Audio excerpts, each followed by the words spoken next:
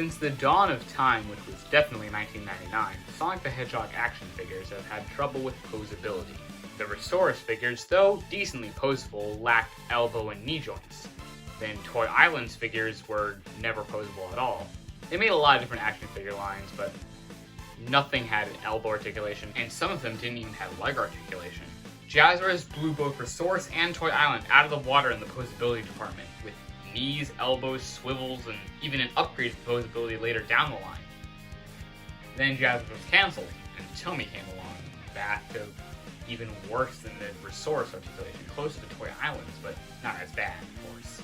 Now, why did Tomy do this? Well, it was probably a combination of both cost-cutting measures and making sure the sculpt of the figures looked more consistent with official Sonic character models. Sonic doesn't really have straight knees and elbows, he more so has bendy limbs.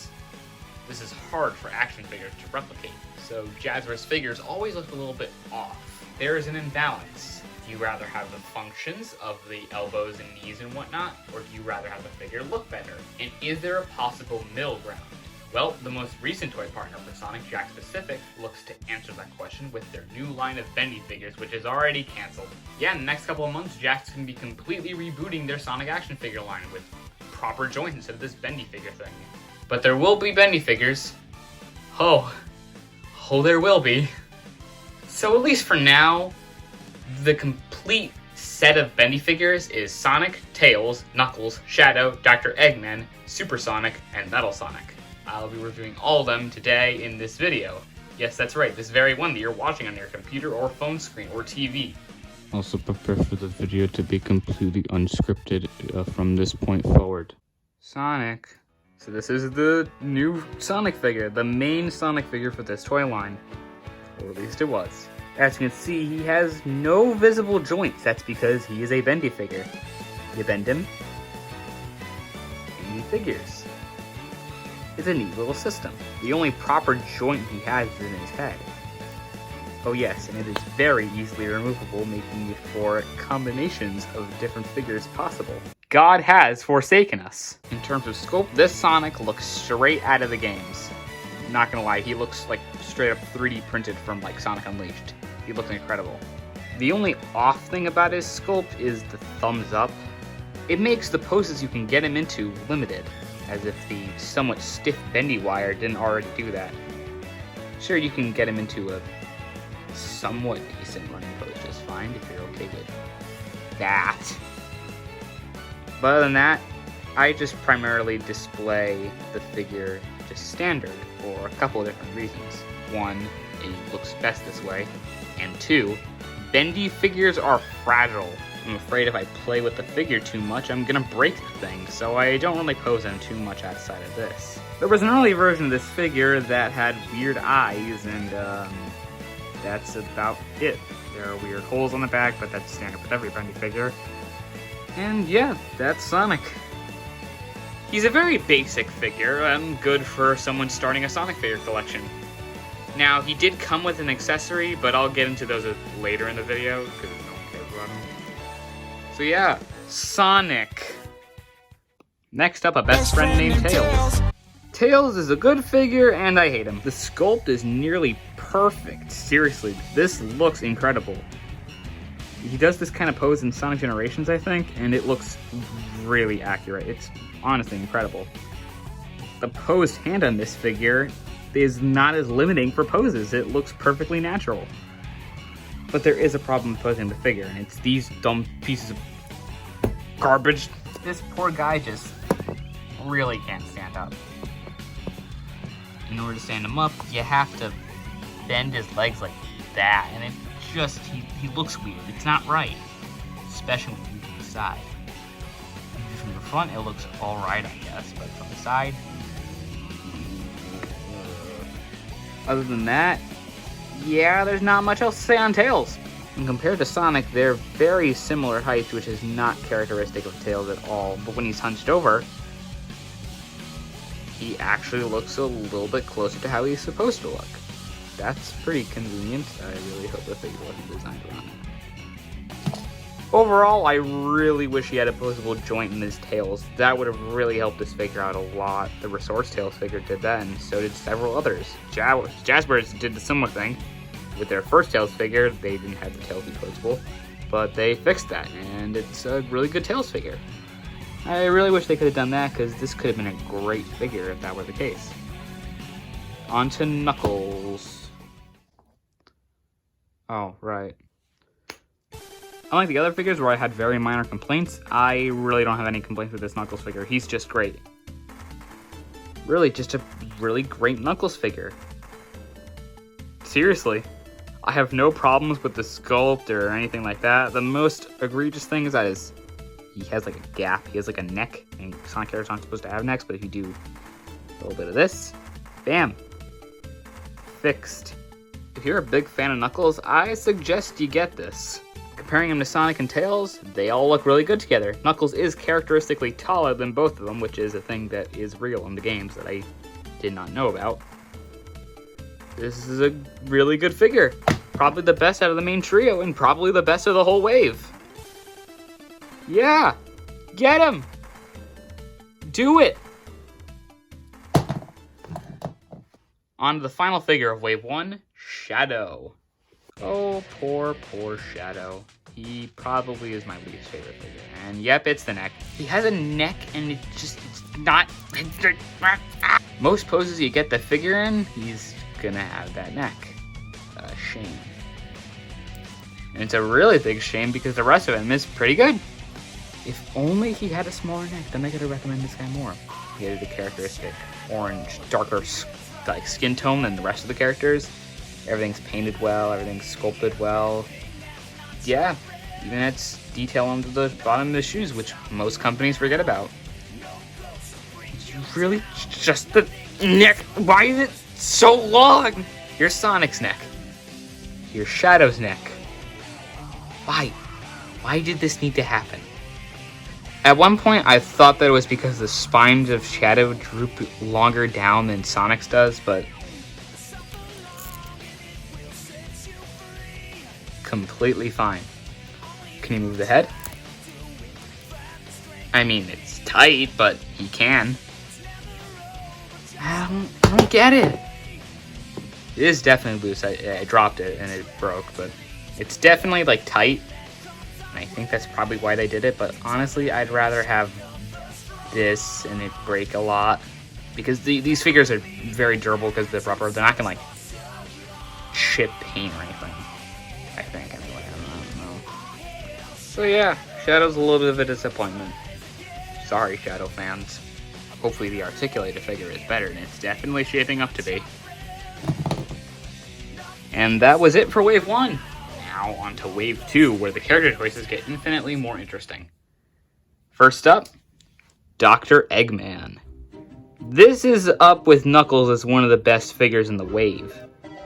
His shoulders appear weird at first, but he looks a lot more like his Sonic Adventure art, which is really cool. Also, unlike Tails, he is in scale with the other... Oh no, I forgot his head. He is, in fact, in scale to some extent with the other characters, so that's a good thing. His hand is good for posing, and it's just a good figure. It's a really good figure. The only minor complaint is that if you pose his head not like this, yeah, but other than that, it's fine. Also, yes, Eggman's head is in fact removable. On to our next figure. Live and learn, baby. Super Sonic is the only character on this, like, in this series that has any real noticeable inaccuracies. Yeah. On the box, he's advertised as having tan arms, so I don't know what went wrong with the early batches of this figure. Because there are newer batches that have the better arms, but this is just really dumb. I saw one and I didn't buy it. Because I don't really want to get another duplicate, because I already have another Sonic figure in the box, which I'll talk about later. So let's just talk about Super Sonic. Super Sonic's hand is very similar to Shadow's hand with, like, thinner fingers for some reason. They seem to be intentionally paralleling each other, or holding hands. Supersonic, much like Tails, is also really difficult to stand up, and the bent legs are even weirder on him more than Tails, because they have to be more extreme, and it's just dumb, and I don't like him, it's dumb. No figure repaint can fix that, so this is still a problem with modern versions of the figure, I assume. But yeah, that's Supersonic. Probably my least favorite figure in the collection. On to the last one, which is probably my favorite. Metal Sonic.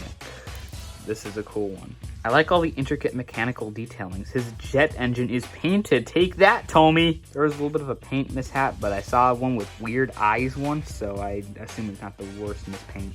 I like this figure. It's a really good Metal Sonic figure. I really hope we get a posable one, because bendy figures just don't suit Metal Sonics for what it's worth, so this figure really has no right being as good as it is. So I hope we get an articulated one, and yeah. There's a Metal Sonic. Really cool. On to the other stuff, the extra stuff. There's no more figures. Alongside each figure of the series came one of these. Pogs. But they fold. Take off the stand. Fold them up. And now it's a ball. Roll it. They all use Sonic Advance sprites too, isn't that fun? Here's the first Tails one.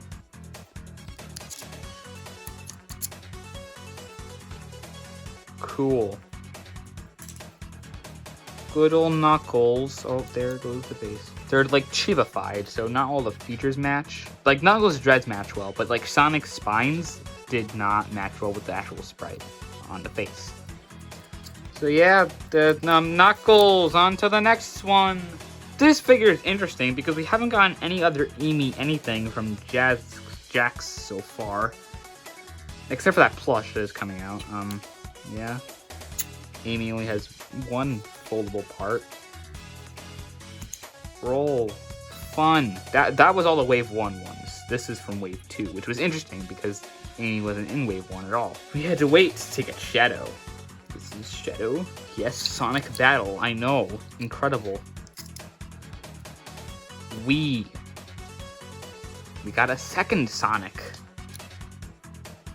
This one is running and the spines line up a little bit better.